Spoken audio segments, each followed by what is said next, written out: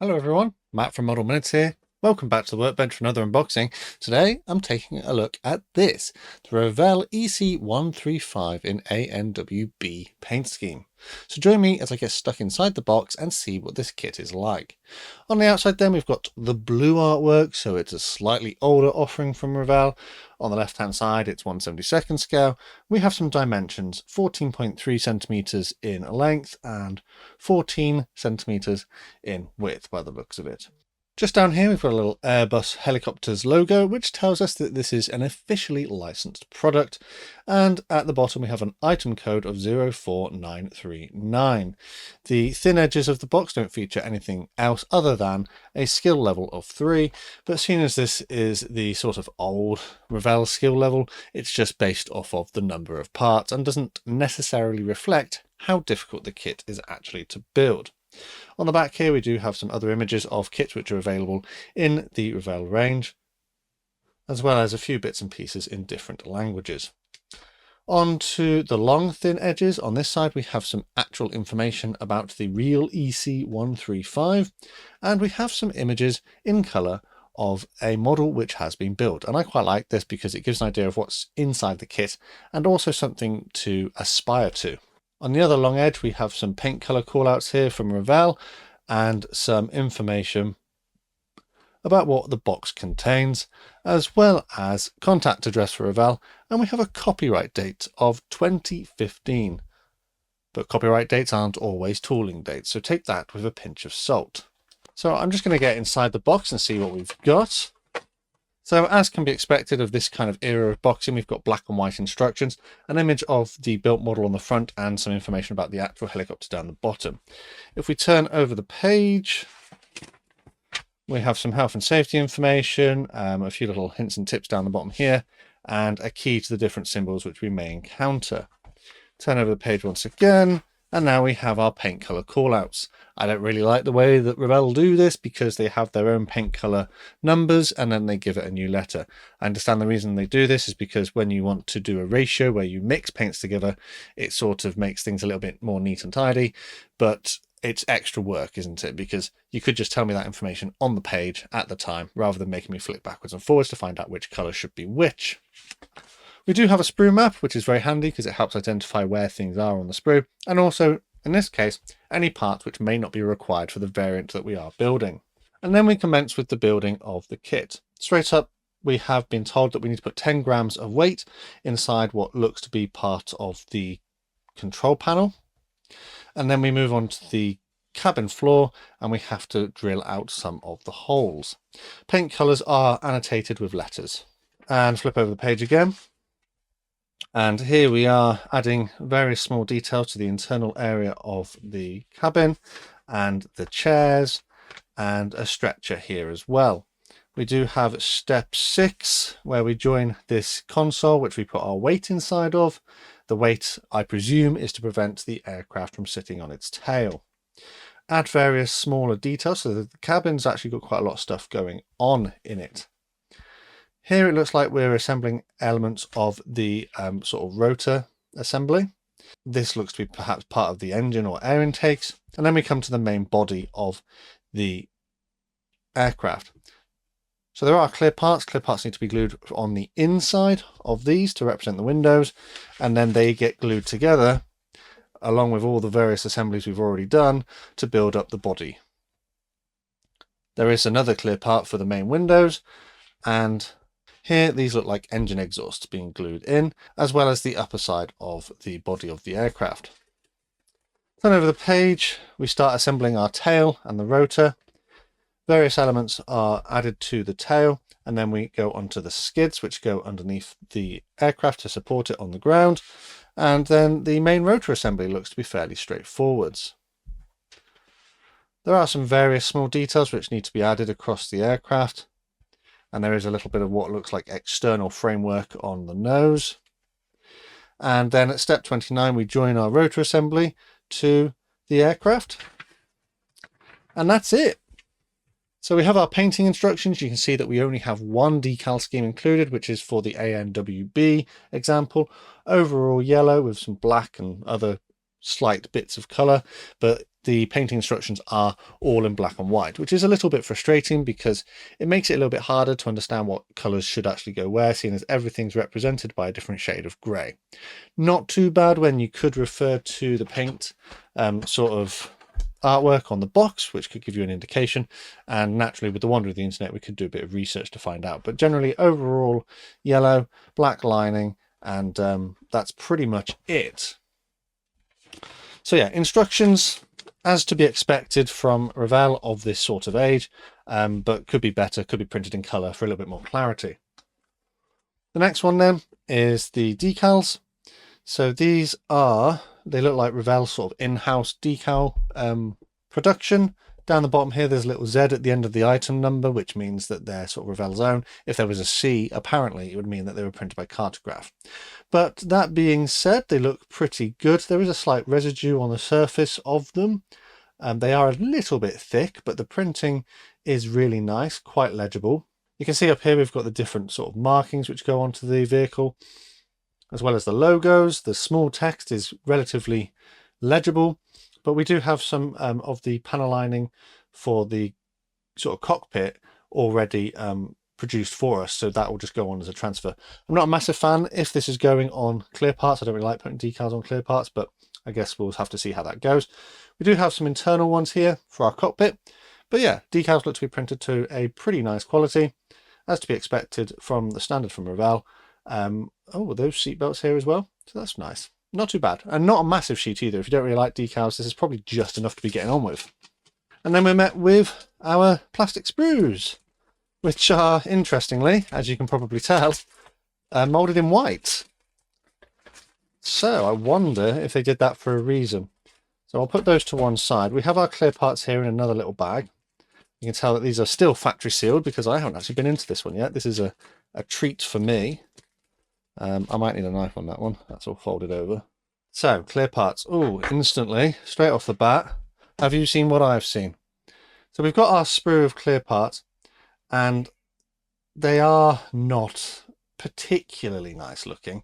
We have got some little bits of flash in a few places, which may need cleaning up, particularly here. The framework on it is moderately proud. Generally, the plastic is to a reasonable quality.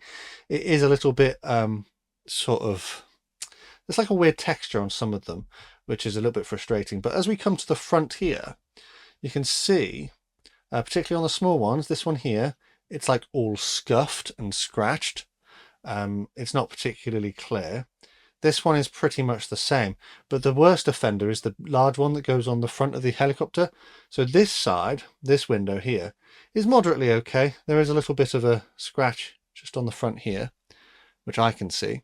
But this side, you can see there's like, oh, I don't know, it's like at the back here, there's some scratches there. And then all of this has some weird texturing going on. So these are not the best clear parts that I have seen. Again, a little bit of flash here. Yeah, bit strange given the age of the tooling. I would have expected better, but we'll talk about that a bit later. But so they are usable. It looks like there's nothing like shot, but they're not as sort of quality control on that. Doesn't look as good. Yeah, bit disappointing. But anyways, plastic parts here then on the sprues. 1, 2, 3, 4, 5. 5 little sprues of white plastic. It is fairly dense. It doesn't feel overly greasy. Maybe just a touch greasy, but not as greasy as other kits that I've had. Let's have a look at them in a little bit more detail. So on this one here, we've got our main cab details. You can see we've got recessed panel lines, some rivet details, and raised details as appropriate. There is a little bit of flash, but generally the moulding here looks to be fairly crisp. On the inside of this one, you can see that we have a copyright date of 2001, which would actually lead me to believe that that is the tooling date. That's quite typical from Revell kits, they put it on there. Fortunately, it's on the inside, as opposed to being on the outside, which is much more beneficial. But as you can see, there's nothing really detail-wise on the inside walls. but I don't think that'll be a problem. A little bit of flash to clean up. Moving on to the next sprue, we have our rotor, we have elements of the cockpit, the tail rotor, the skis which have flash on. Yeah, so this is going to need a bit of cleaning up. This part here, I presume these holes are meant to be all the way through, but if we turn it over, you can see that they are partially filled, which is a bit of a shame. Some of the details that are on here are molded to a reasonable quality, but it's looking a little bit tatty, isn't it? Next one then, moving on to this one, we have our cockpit floor with the holes that need to be drilled out for our various details. We have our stretcher, control panels, a chair, what I think is a bulkhead, and other parts for the internal area of the cab. On this one we have our control panel, which again is looking a bit flashy and needs some cleanup. Ejector pin marks are quite present. Mostly they appear to be on like the back side of parts, not necessarily on the front. Although that being said, the ejector pin marks on these chairs here have left sink marks, which is a bit of a shame. The detail level is reasonable, but yeah, there's some sink marks and there's some flash. Onto the final sprue then, we have our tail surfaces. Again, the same kind of deal. These look a little bit better than the other ones, but again, there's a bit of flash in a few places. Flipping over, you can see we've got ejector pin marks on this side. But yeah, just needs a little bit of, this is going to need a little bit of work, isn't it? Just to tidy it up. I think it will build into a nice looking kit, but it will need a little bit of tidying up and a few little errors that will need addressing. So we had 5 white plastic sprues, and I imagine they molded it in white because if you're painting yellow, white is a good base layer for that. But if you're using a primer, a grey plastic wouldn't matter. You could use a white primer.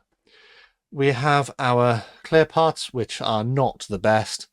This has its imperfections, so not perfect, not great. I mean, shape-wise, they look usable, but if you were looking for clarity, I mean, you could try polishing that, but I wonder if it's like actually part of the molding, and you could be there for ages polishing it and not get anywhere with it. The decals, on the other hand, look pretty good. These look really nice, printed to a really nice quality. I can't see any registration issues or blemishes or tears. We'll just have to see how they go onto the model. The instructions look to be relatively clear and easy to follow, however printed in black and white, which makes it a little bit more difficult for when you come to paint it, but a product of its time. All of which comes contained within this box, and actually it was the artwork that encouraged me to buy it because it looked pretty exciting. I hope it doesn't take too much effort to build.